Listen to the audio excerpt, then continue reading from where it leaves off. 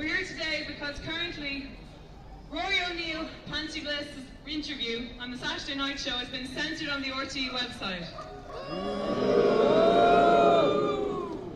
This is not just about Rory's interview and what he said. This has much wider implications for the discussion of LGBT rights in this country and many other issues for that fact. And ultimately for freedom of speech and freedom of expression in this country. Before I introduce I'd like to introduce our main speaker, Caroline Early from LGBT Noise.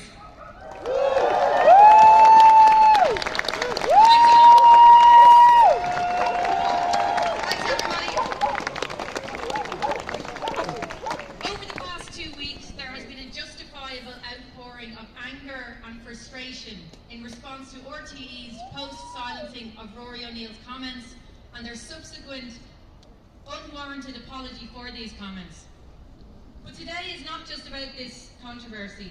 In a broader sense, it is about defending free speech, it is about condemning censorship, and it is about the right to use the word homophobia whenever this attitude or viewpoint presents itself.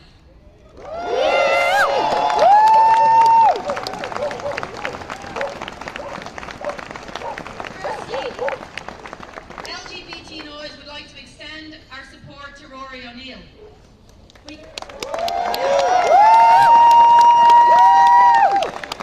think we can do better than that.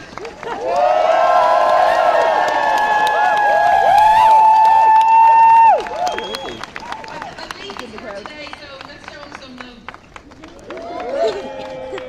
We commend his honest, insightful, and intelligent account of homophobia as something that can manifest in many forms, be it extreme or subtle. As an organisation that advocates human rights, LGBT Noise upholds the principle of free speech.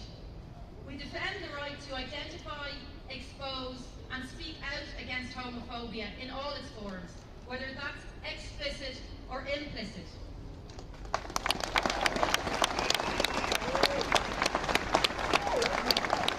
We condemn censorship, and in particular we condemn RTE's silencing of Rory O'Neill's comments and their subsequent misplaced apology to certain individual columnists and the Iona Institute. We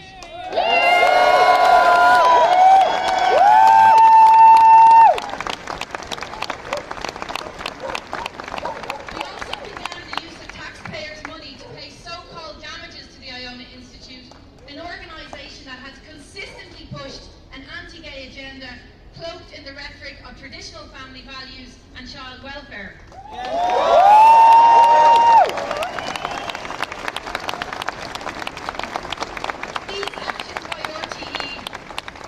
These actions by RTE explicitly contravene their role as public service broadcasters. It is not only irresponsible, but it is damaging in the extreme. The decision by RTE to facilitate last night's debate about homophobia, while welcome, does not undo these previous actions.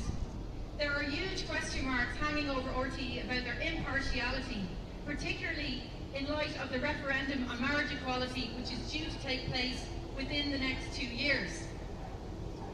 However, we hope that last night's debate marks the beginning of a much-needed public conversation about the nature and level of homophobia in Irish society.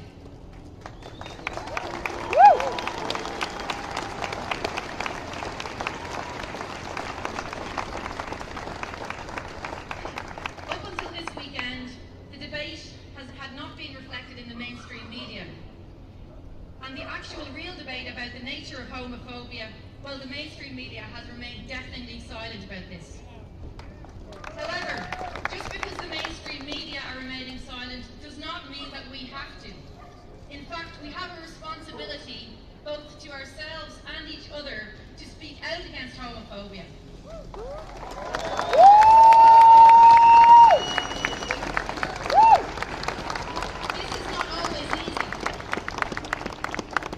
This is not always easy. On a personal level, each and every one of us is acutely aware of what it's like to be silent about our sexuality, because we fear the response that we might get from others.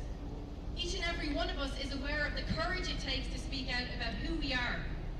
But right now, at this critical moment moment in Ireland in the campaign for LGBT rights, we have to be courageous.